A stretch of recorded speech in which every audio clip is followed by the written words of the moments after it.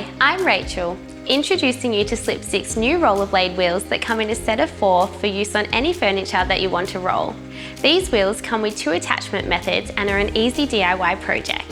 The rollerblade wheels with internal bearings are smooth and quiet on any floor surface and come complete with brakes on each wheel. Each wheel has a 3/8 thread and can be attached via a nut or insert. For heavy items that are hard to move, these wheels are the perfect answer.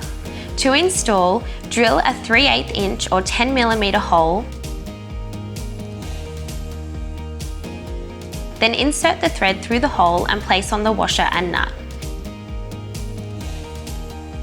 Repeat this process for the other 3 wheels and the job is complete. Now so much easier to roll and lock into position. For wooden cabinetry, there is an insert option for installation. We recommend drilling a pilot hole first,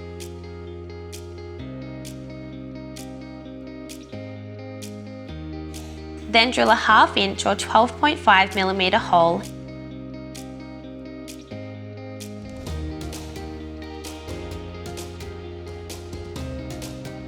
and place the insert into the hole by screwing in with a 3/8 inch or 10mm hex key until flush with the surface.